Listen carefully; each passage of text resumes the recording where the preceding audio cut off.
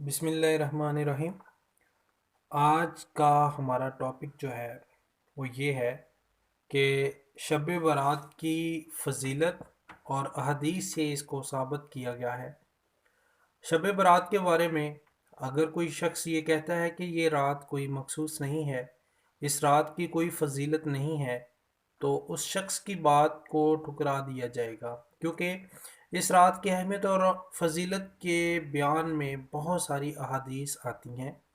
हम कुछ अहादीस को देखेंगे जो कि हमें देखने को मिलती हैं, जिसमें एक हदीस है जिसका तर्जमा ये है।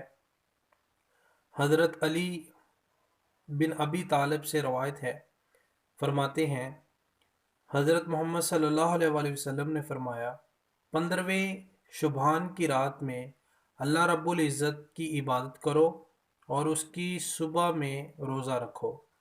बेशक अल्लाह ताला पहले आसमान पर आते हैं और फरमाते हैं कि कोई मग़फ़िरत तलब करने वाला कि मैं उसको माफ़ करूं, और है कोई रोज़ी की दुआ मांगने वाला कि मैं उसको रोज़ी दूं, और है कोई बीमारी से सेहत मांगने वाला कि मैं उसको सेहत याब करूं। और अल्लाह ताला का ये फरमान सुबह तक रहता है। ये हदीस जो पहली है, ठीक है। उसके बाद हमारे पास दूसरे नंबर पर एक हदीस आती है। हज़रत अब्दुल्ला बिन उमर रज़ी अल्लाह ताला अन्हो से रवायत है कि नबी करीम सल्लल्लाहु अलैहि वसल्लम ने फरमाया कि अल्लाह ताला 15वें शुबान की रात में अपनी मखलूक की तरफ मतवज्जो होते हैं और सबको माफ़ कर देते हैं, मगर दो लोगों को माफ़ नहीं करते। एक किन्नी बुग़्ज़ रखने वाला और दूसरा कातिल, इनको माफ़ नहीं फरमाते हैं। तीसरे नंबर पर जो हदीस है उसका तर्जमा ये है। हज़रत अबू बकर रज़ी अल्लाह ताला अन्हो नबी करीम सल्लल्लाहु अलैहि वसल्लम से रवायत करते हैं कि आप सल्लल्लाहु अलैहि वसल्लम ने फरमाया कि 15वें शुबान की रात में अल्लाह ताला दुनियावी आसमान पर आते हैं और हर शख्स को माफ़ कर देते हैं, लेकिन किन्नी बुग़्ज़ रखने वाले और अल्लाह ताला के साथ किसी को शरीक करने वाले को माफ़ नहीं करते हैं।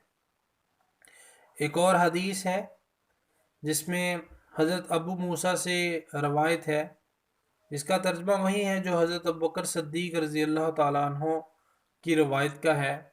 इसके अलावा और बहुत सारी रवायात अहदीस की किताबों में मिलती हैं।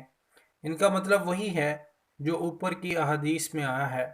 मतलब ऊपर बयान करदा हदीस अगरचे इनमें से अक्सर की सनदें कमज़ोर हैं, लेकिन सहाबा इकराम से मरवी हैं और एक दूसरे से मिलकर शब बारात की फजीलत को साबित करने के लिए काफ़ी हैं।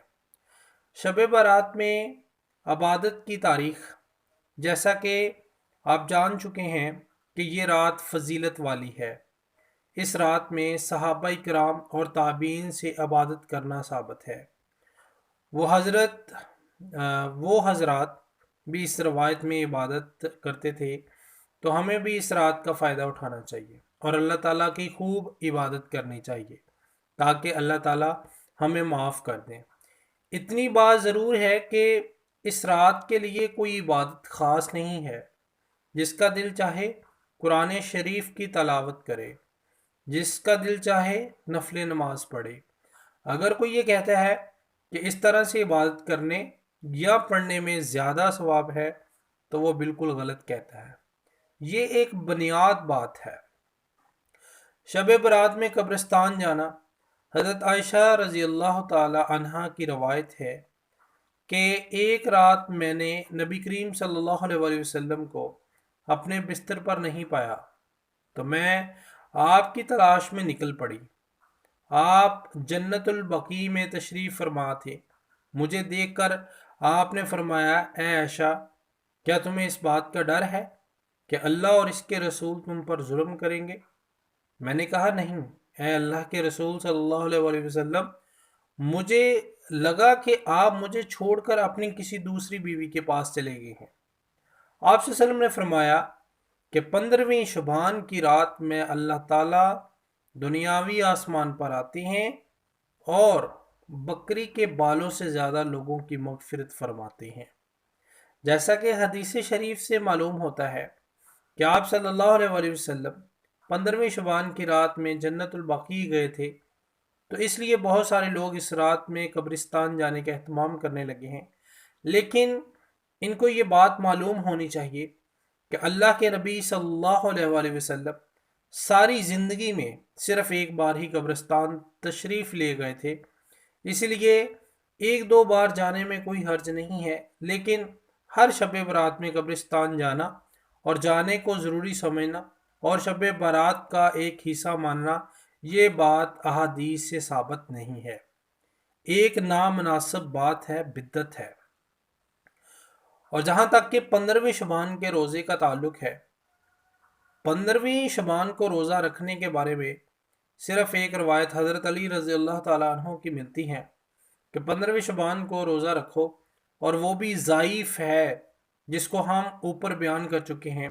اس روایت کو بنیاد بنا کر 15ویں شبان کے روزے کو سنت یا مستحب سمجھ کر رکھنا کچھ علماء کے نزدیک صحیح نہیں ہے۔ رہی بات 15ویں شبان کی رات میں جاگنا اور عبادت کرنا، تو اس بارے میں بہت سی حدیثوں کی کتابوں میں ملتی ہیں، جن میں سے کچھ کو ہم اوپر لکھ چکے ہیں، جن سے معلوم ہوتا ہے کہ اس رات میں جاگنا اور عبادت کرنا ثواب کا کام ہے۔ اسی لیے اگر کوئی سنت یا مستحب سمجھ کر اس دن کا روزہ رکھے، بلکہ ایسے ہی روزہ رکھ لے، تو کوئی مضائقہ نہیں ہے۔ شبان کو چھوڑ کر پورے شبان کا روزہ رکھنا سنت ہے، احادیث میں اس کی بڑی فضیلت آئی ہے۔ امید کرتا ہوں کہ یہ ویڈیو آپ کو ہماری بہت اچھی لگی ہوگی۔ ناظرین محترم، اس طرح کی مزید ویڈیوز دیکھنے کے لیے ہمارے چینل کو سبسکرائب کر لیں۔ دعاؤں میں یاد رکھیے گا۔ اللہ حافظ۔